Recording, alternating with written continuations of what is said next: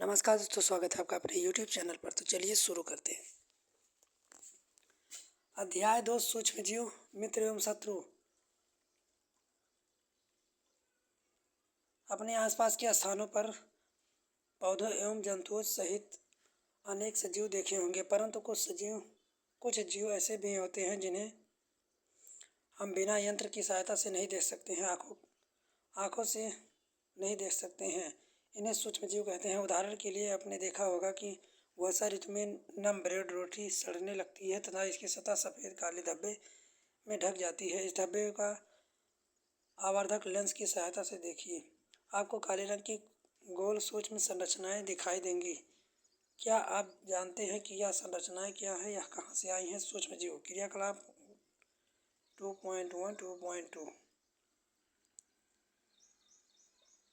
क्या आपको सूक्ष्म जीव की गति करते हुए दिखाई दे रहे हैं? इन प्रेक्षणों से पता चलता है कि मिट्टी और पानी में अनेक छोटे छोटे सूक्ष्म जीव उपस्थित होते हैं। सूक्ष्म जीव इतने छोटे छोटे होते हैं कि इन्हें बिना यंत्र की सहायता से नहीं देखा जा सकता।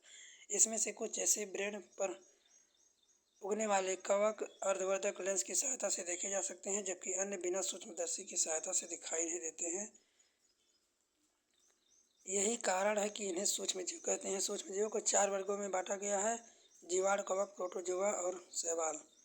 जीवाणु, शैवाल, प्रोटोजोआ और कवक को सामान्य सूक्ष्म जीव 2.1 से 2.4 में दर्शाए गए हैं।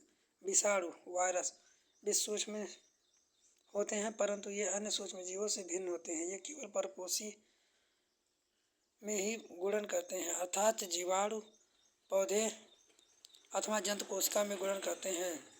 विषाणु 2.5 दर्शाए गए हैं। कुछ सामान्य रोग जैसे जुकाम, इन्फ्लुएंजा, अधिकतर खांसी विषाणु द्वारा होते हैं। कुछ विशेष रोग जैसे पोलियो, खसरा भी विषाणु वायरस द्वारा होते हैं। अतिसार और मलेरिया प्रोटोजोआ द्वारा होते हैं। टाइफाइड, क्षय रोग, टीबी जीवाणु द्वारा होने वाले रोग हैं। इनमें से कुछ सूक्ष्म जीवों के विषय में आप कक्षा 6 और 7 में पढ़ चुके हैं। स्पाइरल जीवाणु, छड़नुमा जीवाणु, शैवाल, प्रोटोजोआ, अमीबा पैरामीशियम, स्पाइरोगाइरस शैवाल है, राइजोपस, पेनिसिलियम कवक। विषाणु। सूक्ष्म जीव कहाँ रहते हैं? सूक्ष्म जीव एक कोशिकीय हो सकते हैं जैसे जीवाणु, कुछ शैवाल और प्रोटोजोआ अथवा बहुकोशिकीय जैसे भी कई शैवाल एक घटक एवं कवक या बर्फीली, शीत, उष्ण, गर्म स्रोतों पर हर तरह परिस्थितियों में जीवित रह सकते हैं या मरुस्थल धरण में भी पाए जाते हैं, या मनुष्य सहित सभी सजीवों जंतुओं के शरीर के अंदर भी पाए जाते हैं। कुछ सूक्ष्म जीव दूसरे सजीवों पर आश्रित होते हैं, जबकि कुछ स्वतंत्र रूप से पाए जाने वाले। अमीबा जैसा सूक्ष्म जीव अकेले रह सकता है, जबकि कवक एवं जीवाणु समूह में रहते हैं। सूक्ष्म जीव और हम। सूक्ष्म जीवों की हमारी जीवन पर महत्वपूर्ण भूमिका है। इनमें कुछ हमारे लिए लाभदायक है तथा कुछ हानिकारक। जीवों के रोग के कारण हैं। आइए हम विस्तार से इनका अध्ययन करें। मित्रवत सूक्ष्म जीव। सूक्ष्म जीव विभिन्न कार्यों में उपयोग किए जाते हैं। इनका उपयोग दही, ब्रेड, केक बनाने में किया जाता है। पर्यावरण को स्वच्छ करने के लिए इनका उपयोग किया जाता है। उदाहरण के लिए कार्बनिक अपशिष्ट का अपघटन जीवाणु द्वारा किया जाता है तथा हानिकारक पदार्थ बनते हैं। स्मरण कीजिए, जीवाणु का उपयोग औषधि उत्पादन तथा कृषि में मृदा की उर्वरकता में वृद्धि करने में किया जाता है, जिससे नाइट्रोजन स्थिरीकरण होता रहता है। दही और ब्रेड का बनना। कक्षा 7 में आपने पढ़ चुका है। जीवाणु दूध से दही में परिवर्तित कर देते हैं। दही में आपने सूक्ष्म जीव पाए जाते हैं, जिसमें लैक्टोबैसिलस नामक जीवाणु प्रमुख है। दूध को दही परिवर्तित कर देता है। दूध में जनन कर उसे दही में परिवर्तित कर देते हैं। जीवाणु पनीर, अचार, अनेक खाद्य पदार्थों में उत्पादन में सहायक होते हैं। रवा, सूजी, इडली, भटूरे का एक महत्व संगठन दही है। क्या आप अनुमान लगा सकते हैं कि ऐसा क्यों? जीवाणु एक यीस्ट चालक चावल के आटे के विकिरण में सहायक होते हैं, जिनसे इडली और डोसा बनता है। क्रियाकलाप 2.3।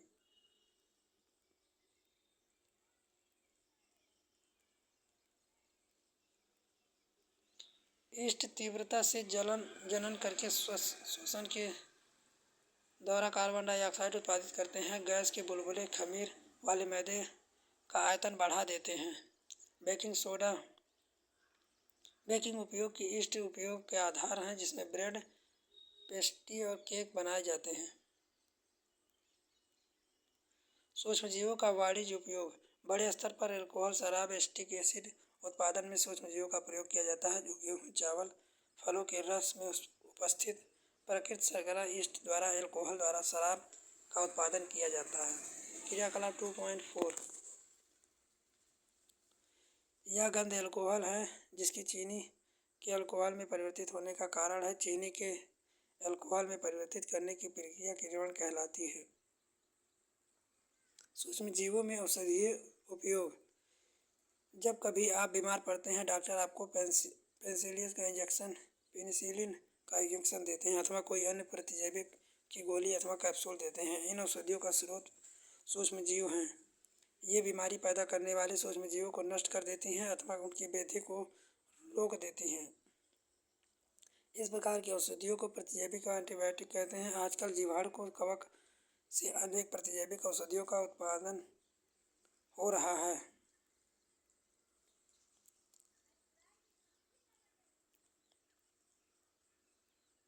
पशु आहार और क्रूड आहार में प्रतिजैविक मिलाए जाते हैं, जिसका उपयोग पशुओं के सूक्ष्मजीवों का संरक्षण रोकना होता है। प्रतिजैविक का उपयोग कुछ पौधों के रोग नियंत्रण के लिए किया जाता है।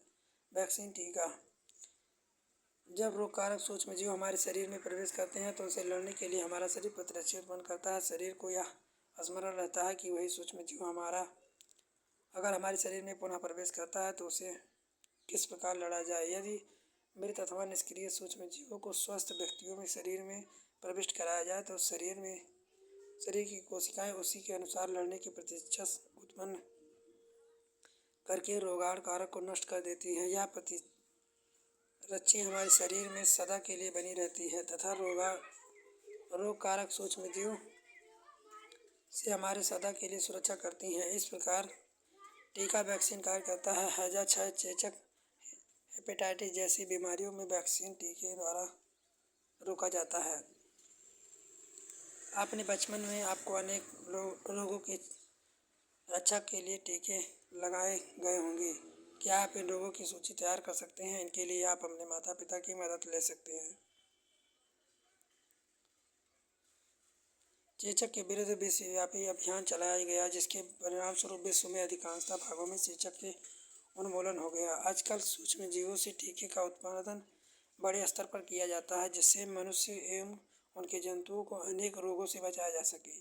मिट्टी की उर्वरकता में वृद्धि को जीवाणु एवं नली हरे जीवन शैवाल 2.7 वायुमंडलीय नाइट्रोजन का स्थिरीकरण कर सकते हैं। इस प्रकार के मृदा में नाइट्रोजन का संवर्धन होता है तथा उसकी उर्वरकता में वृद्धि होती है। इन्हें सामान्यतः जैविक नाइट्रोजन स्थिरीकरण कारक कहते हैं। पर्यावरण का शुद्धिकरण। अपने विद्यालय में माली को देखें के पश्चात पहली बोझों दूसरे विद्यार्थियों ने घरों व बगीचों से पत्तियों एवं फल सब्जियों का कचरा एकत्र करने उनके निपटान के लिए बनाए गए गड्ढे में डाला। कुछ समय बाद इनका विघटन होने से यह खाद में परिवर्तित हो गए। पहली बोझों जानना चाहते थे कि यह किस प्रकार हो सकता है। 2.5 क्या आपको दोनों गमलों की वस्तुओं में कोई अंतर दिखाई देता है? यदि हाँ, तो यह अंतर परिलक्षित है। आप देखेंगे कि गमला ए के पादप अपशिष्ट गठन हो गया है। यह कैसे? सूक्ष्मजीवों द्वारा पादप अपशिष्ट का अध्ययन कर सकते हैं, उन्हें खाद में बदल दिया गया है। इस प्रकार में बने पोषक पौधों द्वारा पुनः उपयोग किए जाते हैं। क्या आपने ध्यान दिया है कि गमला बी में पॉलीथीन की थैली, कांच की थैली, बोतल, खिलौने के टूटने के टुकड़े में इस प्रकार का परिवर्तन नहीं हुआ? सूक्ष्म जीव उन पर क्रिया करके खाद में परिवर्तन नहीं कर सकते। इस प्रकार हानिकारक और दुर्गंधयुक्त पदार्थों का निम्नीकरण करने के लिए हम सूक्ष्मजीवों का उपयोग करके पर्यावरण का शुद्धिकरण कर सकते हैं। हानिकारक सूक्ष्मजीव। सूक्ष्मजीव अनेक प्रकार के हानिकारक होते हैं। सूक्ष्मजीव मनुष्य, जंतुओं, पौधों में रोग उत्पन्न कर सकते हैं। रोग उत्पन्न करने वाले ऐसे सूक्ष्मजीव रोगाणु अथवा रोगजनक कहलाते हैं। कुछ सूक्ष्मजीव भोजन, कपड़े और चमड़े की वस्तुओं की संदूषित कर देते हैं। आइए इनकी हानिकारक गतिविधियों के विषय में और अधिक जानकारी लें। मनुष्य में रोगवाहक सूक्ष्मजीव। मनुष्य में रोग उत्पन्न करने वाले सूक्ष्मजीव श्वसन द्वारा, पेयजल, भोजन द्वारा हमारे शरीर में प्रवेश करते हैं। संक्रमित व्यक्ति अथवा जंतु के सीधे संपर्क में आने पर भी रोग का संचरण हो सकता है। सूक्ष्मजीवों द्वारा होने वाले ऐसे रोग जो एक संक्रमित व्यक्ति के स्वस्थ व्यक्तियों में वायु, जल, भोजन अथवा कायिक संपर्क द्वारा फैलते हैं, संचरीय रोग कहलाते हैं। इस प्रकार के रोग को कुछ उदाहरण है जैसे सामान्य सर्दी, जुखाम, चिकनपॉक्स एवं क्षय रोग। जब जुखाम से पीड़ित व्यक्ति कोई छींकता है तो सूक्ष्म बूंदों के साथ हजारों रोगजनक वायरस भी वायु में आ जाते हैं। यह वायरस श्वसन के साथ ली जाने वाली वायु के साथ शरीर में प्रवेश करती है। कुछ कीट एवं जंतु ऐसे भी होते हैं रोगकारक सूक्ष्मजीवों में रोगवाहक का कार्य करते हैं। घरेलू मक्खी इसका उदाहरण है। मक्खी कोड़े जंतु अपशिष्ट पर बैठती है। रोगाणु उसके शरीर पर चिपक जाते हैं। जब मक्खी बिना ढके भोजन पर बैठती है तो रोगाणु का स्थानांतरण संभव है। जो भी व्यक्ति ऐसा दूषित भोजन करेगा उसके बीमार पड़ने की संभावना बढ़ जाती है। मादा एनाफिलीज मच्छर।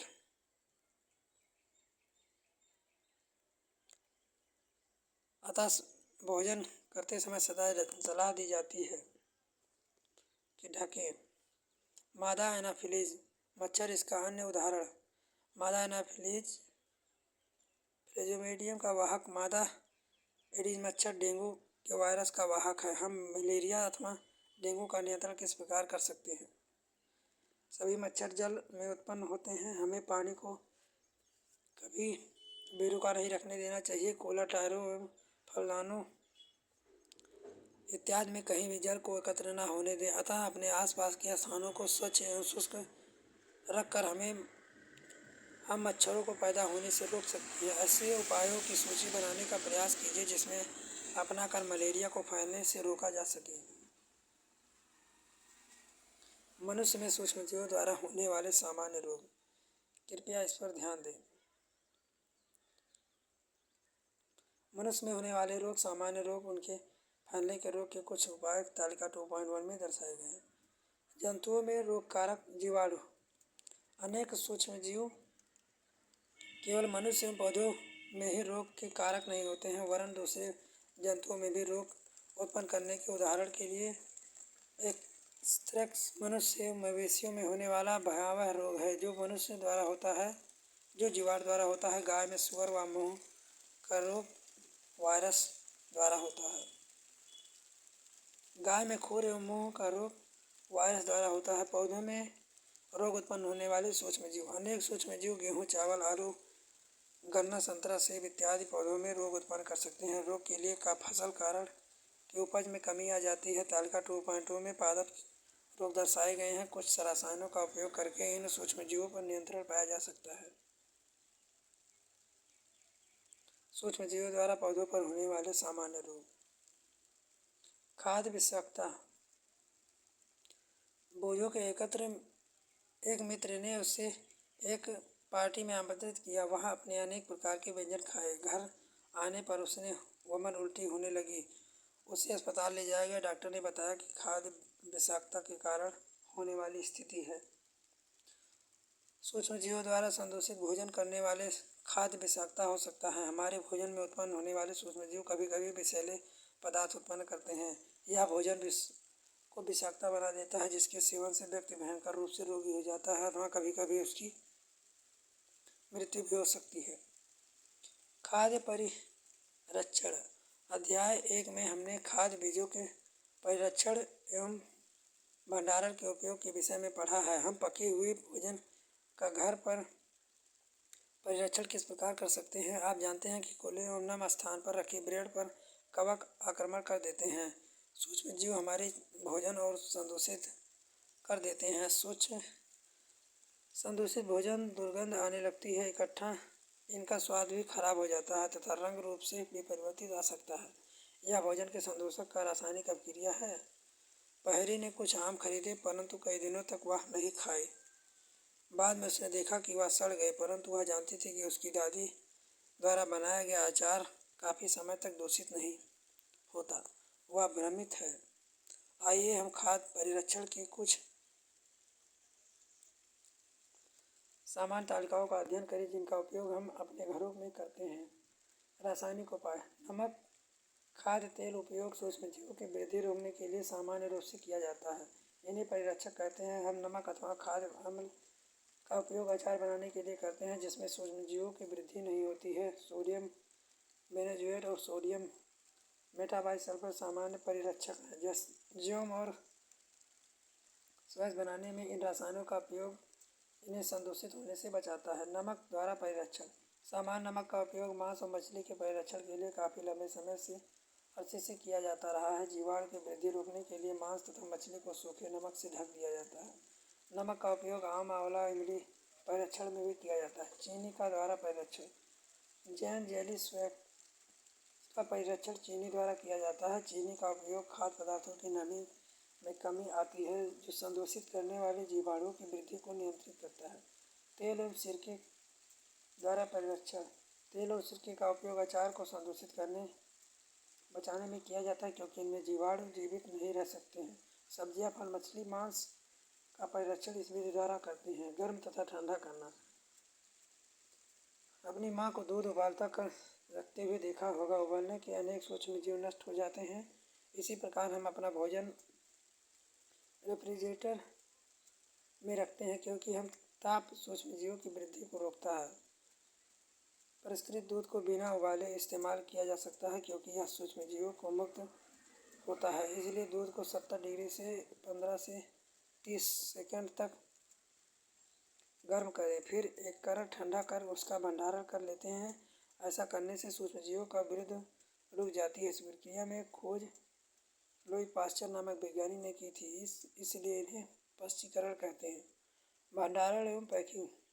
आजकल मेवे सब्जियों भी वायुरोधी सेल के लिए पैकेट में बेचे जाते हैं जिससे सूक्ष्म जीवों से सुरक्षा होती है। नाइट्रोजन स्थिरीकरण। आपने कक्षा 6 और 7 राइजोबियम जीवाणु के बारे में पढ़ा जो दलहन के नाइट्रोजन स्थिरीकरण में सहायक होते हैं। स्मरण कीजिए, राइजोबियम लेग्यूम पौधे के वृत्तिकाओं में रहते हैं। जैम, सेम और मटर एक सहजीविता है। कभी कभी तड़ित विद्युत द्वारा नाइट्रोजन का स्थिरीकरण होता है, परंतु आप जानते हैं कि नाइट्रोजन की मात्रा वायुमंडल में स्थिर रहती है। आपको आश्चर्य होगा कि यह कैसे संभव है। आइए इसके विषय में अगले भाग में समझते हैं। नाइट्रोजन चक्र। हमारे वायुमंडल में 78% नाइट्रोजन गैस है। नाइट्रोजन सभी सजीवों का आवश्यक संघटक है जो प्रोटीन पर हरित क्लोरोफिल, न्यूक्लिक एसिड एवं विटामिन में उपस्थित होता है। पौधे एवं जंतु वायुमंडलीय नाइट्रोजन का उपयोग सीधे नहीं कर सकते हैं। मिट्टी में उपयुक्त नाइट्रोजन व नीले हरे शैवाल वायुमंडलीय नाइट्रोजन का स्थिरीकरण करके नाइट्रोजन यौगिक परिवर्तित कर देते हैं। जब नाइट्रोजन इस प्रकार उपयोगी यौगिक में परिवर्तित होती हैं तो इनका पौधा उपयोग मिट्टी में से जड़ तंत्र द्वारा करते हैं। इसके पश्चात अवशोषित नाइट्रोजन का उपयोग प्रोटीन एवं अन्य यौगिक के संश्लेषण में करते हैं। पौधों पर निर्भर करने वाले जंतु उन्हें प्रोटीन एवं अन्य नाइट्रोजनिक यौगिक प्राप्त करते हैं। पौधों एवं जंतुओं की मृत्यु के बाद मिट्टी में उपस्थित जीवाणु एवं कवक नाइट्रोजनी अपशिष्ट को नाइट्रोजनी यौगिक में परिवर्तित कर देते हैं जो पौधों द्वारा पुनः उपयोग होता है। कुछ विशिष्ट जीवाणु नाइट्रोजनी यौगिक को नाइट्रोजन गैस के परिवर्तित कर देते हैं जो वायुमंडल में चली जाती है। परिमाणतः वायुमंडल में नाइट्रोजन की मात्रा लगभग स्थिर रहती है। नाइट्रोजन चक्र। प्रमुख शब्द शैवाल, प्रतिजैविक, प्रतिरक्षी, जीवाणु वाहक, संक्रामक रोग, किण्वन, कवक, लैक्टोबैसिलस, सूक्ष्मजीव, नाइट्रोजन चक्र, नाइट्रोजनीकरण, स्थिरीकरण, वाष्पीकरण, रोगजनक, परिरक्षक, प्रोटोजोआ, राइजोबियम, टीका, बीजाणु, यीस्ट। आपने क्या सीखा? अभ्यास।